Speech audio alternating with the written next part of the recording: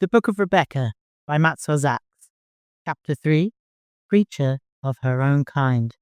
As she scrambled across the rooftops like a thief, Rebekah couldn't believe she'd never been up here before. She could see the whole city spread out before her in miniature, and unlike her father's well-made bedchamber, she found many convenient holes in the tiles through which she could track her mother's progress through the house. Rebekah watched from above as her mother entered the lavish internal courtyard at the center of their palatial home and called out, "Laban, are you here?" "Yes, mother." "Here, mother," came her brother's reply. Rebekah narrowed in on the sound of his voice, scanning the opulent garden until she found him lounging on a marble bench. He looked every bit the prince, lying there by the fountain as if the entire world existed only to give him pleasure and praise. "Laban, you must listen to me." Her mother pounced on him, grabbing him by the neck of his silk robes and dragging him upright. The delicate fabric tore under the force of her clawing nails, and his wine cup dropped to the floor. "Mother, you're scaring me," Laban cried, and Rebekah took great pleasure in his childish protest. He'd always been such a baby. "Good," their mother said, letting go of her son and sinking down onto the bench next to him, "because Abba is dying." "Right now?" Laban asked, as if the whole thing would be a terrible inconvenience. Her mother shook her head. "No, not right now, but soon," she said, her eyes drifting to a far-off place before snapping back onto her son. "That is why we must act fast, to protect your inheritance." Rebekah could see the pulse fluttering in her brother's long, elegant throat as the color drained from his face. "What about my inheritance?" he asked, not even trying to hide the desperate fear in his voice. "Is that why my uncles were here?" Her mother nodded. "Your father had an important question to ask the elders about his heir," she said. Laban's index finger tapped out the strange rhythm on his knee, and Rebekah noticed his toes curled into a tight ball as if they were gripping the floor. "Me?" he asked hopefully. Ema shook her head sorrowfully. "Rebekah." "Wait, what?" Laban choked, eyes bulging. "Isn't that impossible?" Laban asked frantically. Her mother leaned back and sighed. "It's a long story," she said, taking a deep, steadying breath. "Oh, just what I wanted, a bedtime story," Laban replied sarcastically. Their mother looked at him bitterly and said, "If you're going to be like that—" "Oh no, now that you've scared me half to death, you have my complete attention," he said, trying to regain his composure. "From your lips to my ears." Rebekah watched the two of them together like venomous snakes in a basket, and the sight of them made her feel sick.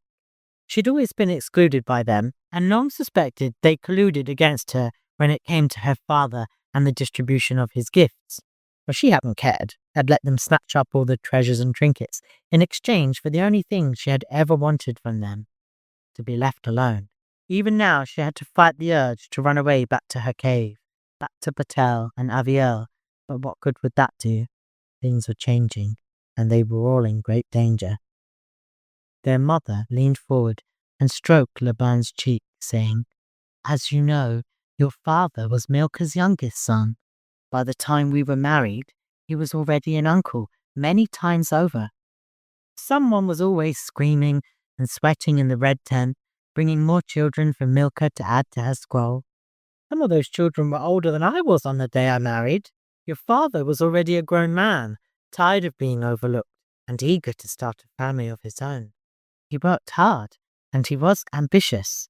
Every day he went out to work before dawn and returned after dark, exhausted and hungry. He wanted to make his fortune and prove that despite being the last of Milcah's children, he was not the least. Through his hard work, our wealth increased.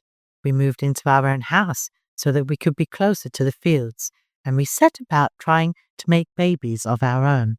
For 7 long years, your father stayed loyal to me, even though I failed, time and time again, to conceive a child.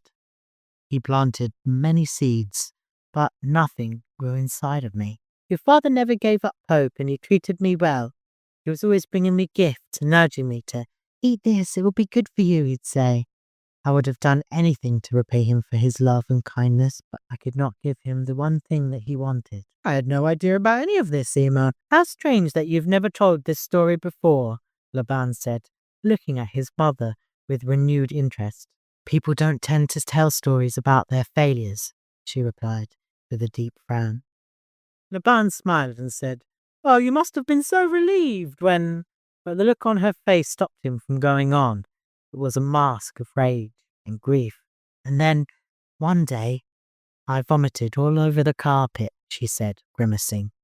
It was a very expensive carpet, a gift from your father. I was horrified. His response was to whoop and laugh and swell up with joy. He'd never been happier in his life, and I felt disgusting. Day after day, I lay in bed, puking and sweating and panting like a dog. My hair started to fall out. My skin turned sour. It was like a sickness was growing inside of me, getting bigger and bigger. I felt no joy, only fear. Rebekah was surprised to hear her mother speak so freely. With her, she was cold and clipped, but with Laban, it was almost like they were friends. It was fascinating, too, to get this glimpse of the world before she was born. She had the feeling her mother was pulling back the curtain on a forbidden room that she had not even known was there. Laban refilled his wine.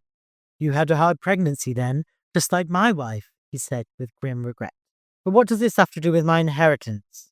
"There was a sickness inside of me," she hissed. Laban went pale, and his hand shook slightly as he raised the glass to his lips. He drank deeply, his throat convulsing spasmodically as he gulped it down. Taking the empty vessel from him before he could fill it again, Ema folded her bejeweled hands in her lap and continued her story. "I was exhausted and emaciated. The baby had taken all the goodness and strength from my body, and by the time it was ready to come out, I had nothing left, only fear and a certainty that the baby would be a monster. When the pain started, Bethuel had to leave me, screaming on the floor, and run for Milcah, who was so old and frail he had to carry her back in his arms. I was bleeding, huge waves of blood that soaked into the floor. But Milcah, weak in the legs, was strong in the hands. She was the one who brought the baby into the world, not me. The last thing I remember was your father crying as he carried a silent, bloody bundle from the room. If you live, you can try again, Milcah said as I faded away. It took many months for me to regain my health, to replace all the strength and blood that the baby had taken from me. But under Milcah's careful supervision, eventually I began to recover, until one day, venturing from my bedchamber, I heard a baby's cry. I knew immediately that it was my baby, and the dread returned. The next time Milcah visited, she knew that something in me had changed, because she didn't fuss or ask questions about my health. She just sat on the edge of my bed, with her palms resting on her old knobbly knees, and waited. "My son is alive," I shouted. "Yes, the baby lives," she replied calmly. I said some very silly things then. I was ranting and raving. I accused her of getting Bethuel a second wife, of stealing my son and giving it away to someone else, and do you know what she did? Laban shook his head in amazement. What did she do, Ema?" She laughed. She laughed right in my face, and she said, "You'd better sit down. I'm afraid it's much worse than that." So I did. "Well, she sounds like a tough old bird," Laban said. I didn't know her at all before the baby came. She was a remote and distant figure to the likes of me. I saw her at family gatherings, always looking regal and elegant despite her age. It was clear everyone worshipped her, and with 8 sons, she was a queen amongst women. I soon got to know her well enough, though. She was kind, but she was also very, very tough. She wasn't sweet like some old ladies are, but she was honest. And when she told you something, you believed every word. There was no room for doubt. "And what did she tell you about Rebekah?" Laban asked. Rebekah held her breath and waited, wanting to know and not wanting to know, but this was her story. No one deserved to hear it more than her. She told me that the baby's true sex was concealed. She said that the baby was Tumtum, both male and female, and at the same time, neither male nor female, but a creature of its own kind. She said that the baby was healthy, large, strong, and quite beautiful in her own way, and that Bethul loved her deeply, taking care of her all night and all day. I didn't know what to say. I'd never heard of such a thing. I didn't even know it was possible. I've been around babies my entire life, and I'd never heard of any such deformity. I cried, but Milka took no pity on me. She went right on talking about tum-tums and Ima.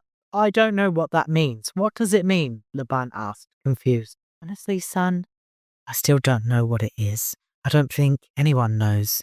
I suppose that's the point. I suppose that's why they did what they did, she said, shaking her head. What did they do? Laban asked. Your father spoke with the priest. He said that we should raise the baby as a girl and see what happens in the future. Sometimes the truth will reveal itself if given enough time. And the priest also demanded that the sacrifice be given twice, once for a girl and once more for a boy. Laban choked. Surely that's an abomination. He shrugged and continued on, looking more tired than Rebekah had ever seen her. That's what I thought. But your father, he sighed. He just told your uncles he wanted to name Rebekah as his heir. You can't be serious. What did they say? Well, they all agreed that Bethul's blessing can only pass to a son.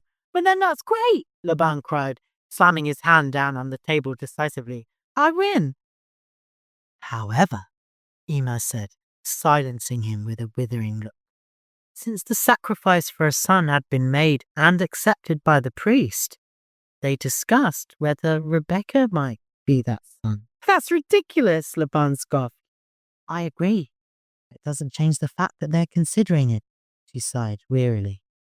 But Ima, come on. Rebekah is a girl. She's a girl, he insisted, banging his hand on the table again. Is she? You say so because you think of her as your sister, and that's how you've always thought of her. But does she act like a girl? And more importantly, has your father ever treated her like a girl? Laban huffed, crossed his arms, and then insisted. She's a girl. Have you ever met another girl like Rebekah? She's too fast to be a girl, too strong. Laban, we must face the possibility that Rebekah is also a boy. Ima, I doubt that very much. Be reasonable. I am being reasonable.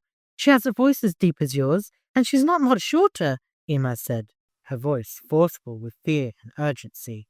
Laban scoffed, shaking his head.